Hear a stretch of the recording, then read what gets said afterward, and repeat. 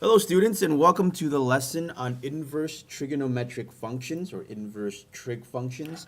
And let's start with some definitions of a trigonometric function, the inverse trigonometric function, and see how they are related to each other.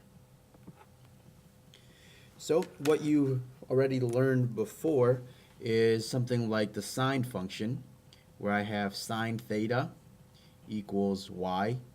And keep in mind here, this is still a function, so we think about this. This is the input, and the input is an angle, and then this here is the output, and this is a ratio.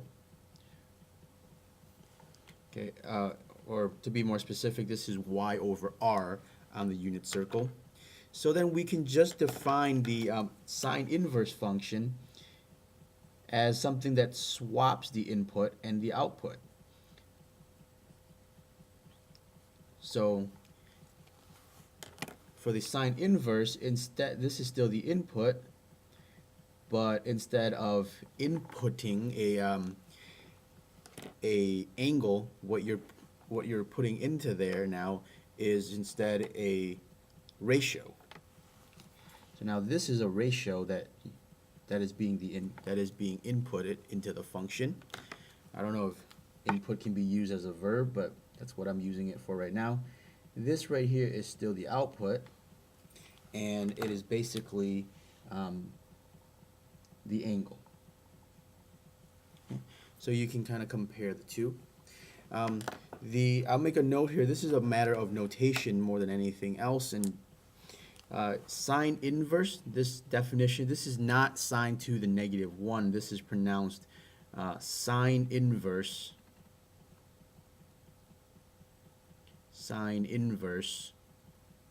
of x. And I've also heard this pronounced arc sine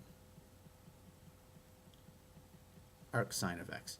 These two are equivalent. They mean the exact same thing. And you'll see, arc cosine, arc tangent, that means the same thing as sine or cosine inverse, tangent inverse. And maybe let's do a quick example here just to kind of illustrate what this means. So, for example, if I had a problem like sine of pi over 6, well, if you look on the unit circle, you can see that sine of pi over 6 is 1/2. Right there, it's 1/2. So this is equal to 1/2. And what that basically means is that the sine inverse of 1/2 is going to be equal to pi over 6. Because, again, what you enter into the input for the sine inverse function is the ratio, and what you should get out of it is the angle. And so it is also worthwhile here to define the other functions as well. This function here is called a cosine inverse. So this is cosine inverse, or arc cosine. And then this function here is the tangent inverse. And we can call that, or that is also known as the arc tan. And again, these words, these definitions, they mean the exact same thing. Cosine inverse and arc cosine means the exact same thing. Tan inverse and arctan, they mean the same thing. It's just a different notation. Okay, so let's look at an example here, and this isn't quite the sine inverse example yet, but it's really an algebra problem. And it says find all possible values for theta, and all possible value here, there's a lot of answers. In fact, there are infinitely many answers. And that's an important point that we're going to go back to over and over again. And we're basically using our unit circle. So you have a unit circle here. And we're looking for the places where sine is root 3 over 2. And so you have to know your unit circle well, and you can see that it's at this point here, and whatever theta is at that point, okay, and that turns out to be pi over 3. And then there's also another point where that statement is true. That's right here. This is negative 1/2 root 3 over 2. And that angle of rotation, my picture might get a little cluttered here, that angle of rotation there, theta is also equal to 2 pi over 3. So at pi over 3 and 2 pi over 3. So we can, what we did there is basically drew the picture of the unit circle and looked for points on the unit circle where the sine is equal to root 3 over 2. And we have two answers. Theta is equal to pi over 3, and then theta is equal to 2 pi over 3. But remember that there's an infinite number of answers because you can also go around the circle. Okay? So you can also, theta is also equal to pi over 3 plus 2 pi, and theta is also equal to 2 pi over 3 plus 2 pi. Okay?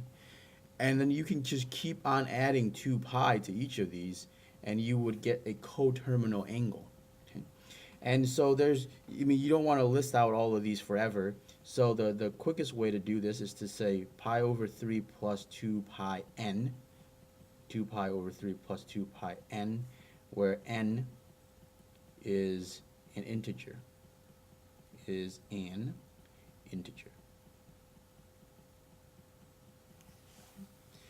So, and this problem is really saying that, let me box this stuff in here, so this is the final answer.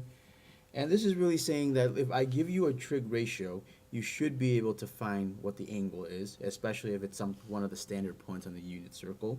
And if it's one of the standard points in the unit circle, we know that there's an infinite number of them because those are just all of the coterminal angles that give us the answer. So it's, pi over 3. You can also do pi over 3 plus 2 pi, pi over 3 plus 4 pi, so on. All of those are going to give you the same answer.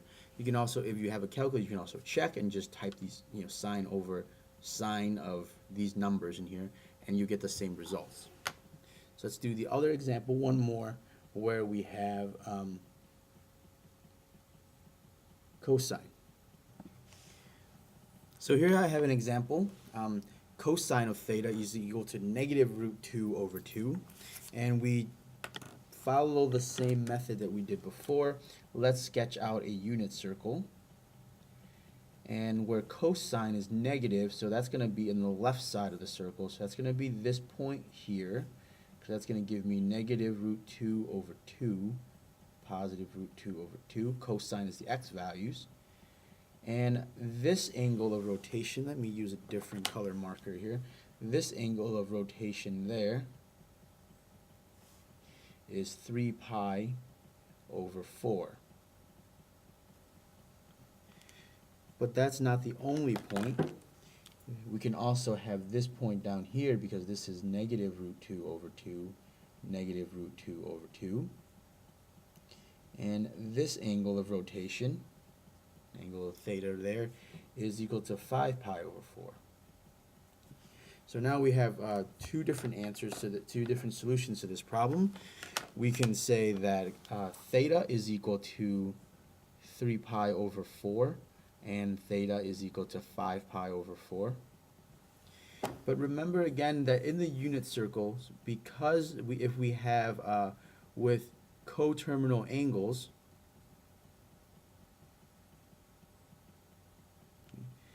there are infinitely many solutions.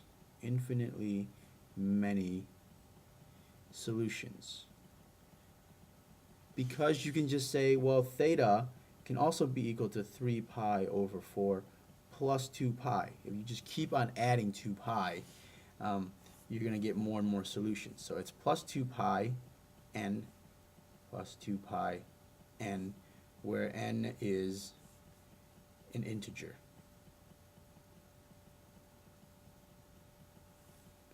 And this is my solution here. And so from this problem and the previous problem, you can see that when you have a question that says cosine or sine or tangent of some angle is equal to a ratio, there's an infinite number of solutions because of coterminal angles. Okay? Now keep that in mind because it is going to affect us, and we're going to be able to draw a comparison to using to this and inverse trig functions. So we define trig functions up here. We haven't really used them yet. We actually solved example 1 without using any trig functions at all. Okay? So I'm going to end this video here, and then we are going to take a look at inverse trig functions.